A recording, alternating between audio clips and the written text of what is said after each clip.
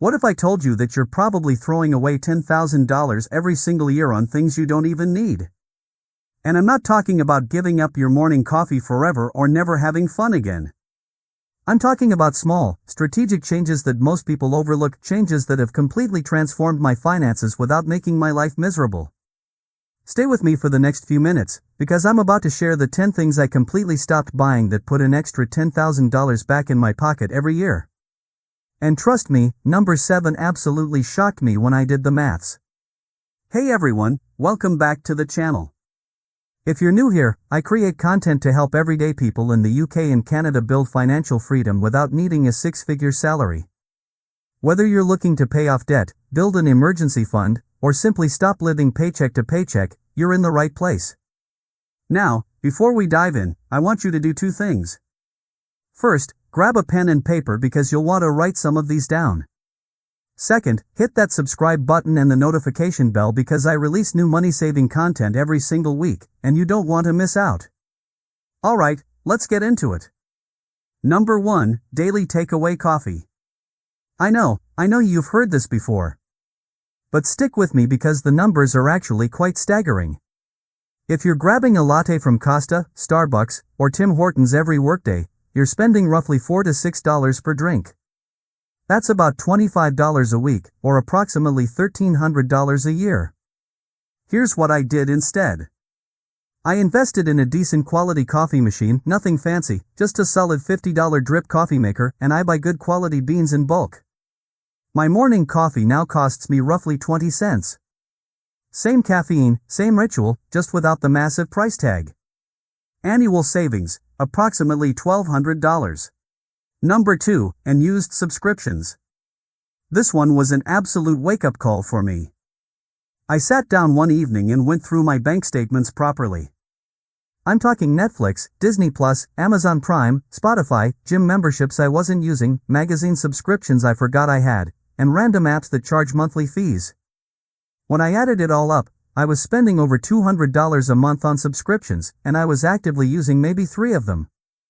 I canceled everything I hadn't used in the past 30 days and immediately saved around $1,800 annually.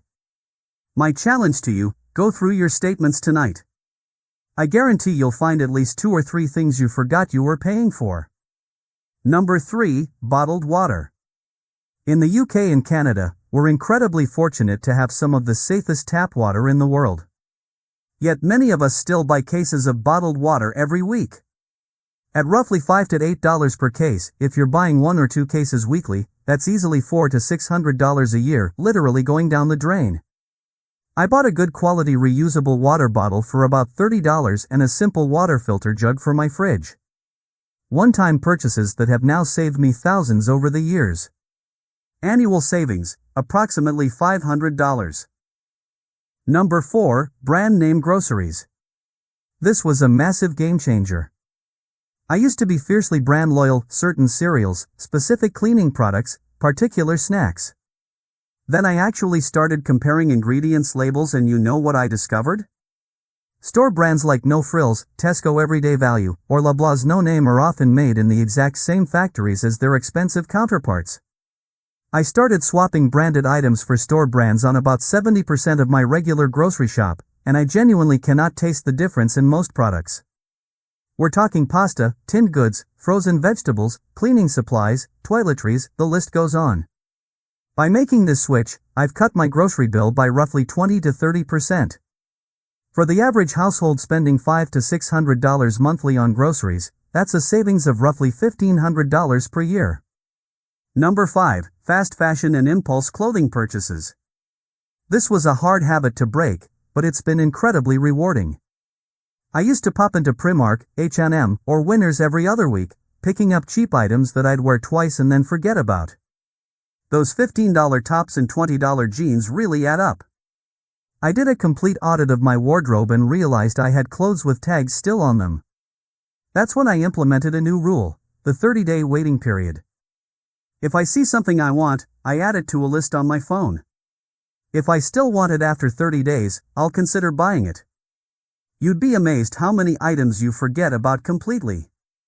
I've reduced my clothing spending from roughly $200 monthly to about $50, and I'm actually dressing better because I'm investing in quality pieces that last.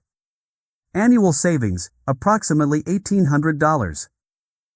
Number 6. Buying lunch at work.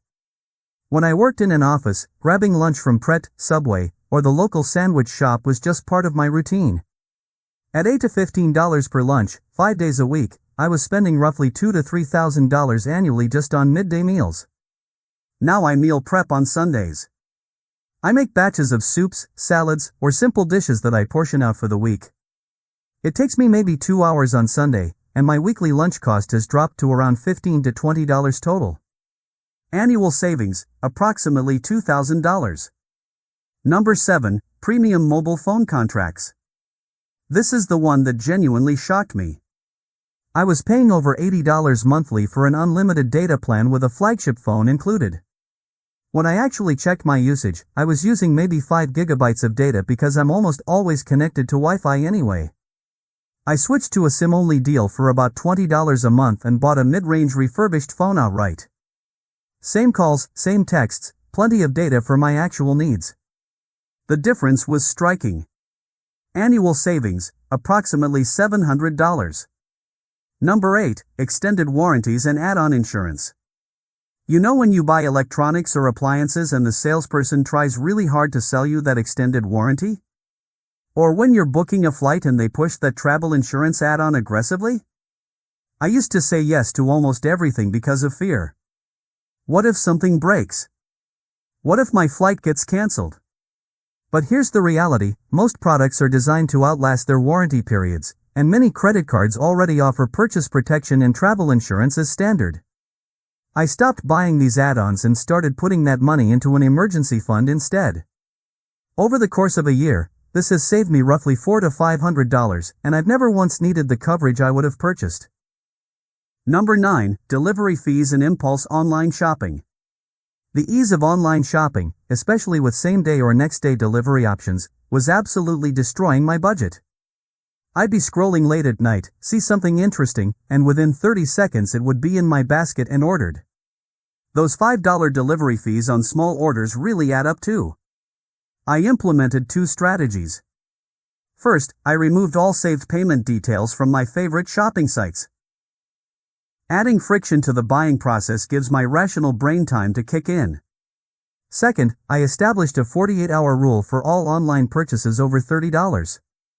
I've reduced my impulse online shopping by roughly 80%. Annual savings, approximately $800. Number 10. Cable television and premium streaming bundles. I was paying over $100 monthly for a cable package with hundreds of channels.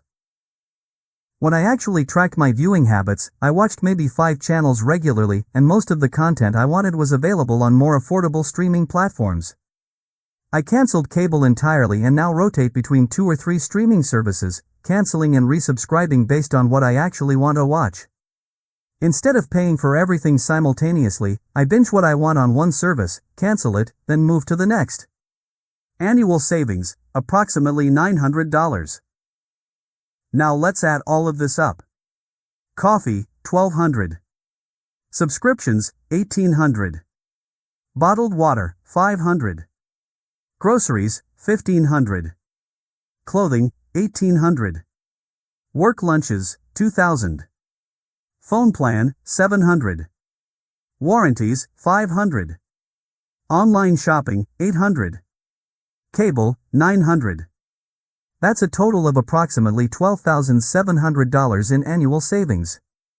And here's the beautiful thing, none of these changes required me to live like a monk. I still enjoy my morning coffee, I just make it at home. I still watch great content, I just don't pay for channels I never watch. I still buy clothes, I just buy less and buy smarter. The money you save isn't just money sitting in a bank account. It's freedom. It's an emergency fund that lets you sleep better at night. It's investments that grow over time. It's the ability to say no to a job you hate because you're not living paycheck to paycheck anymore.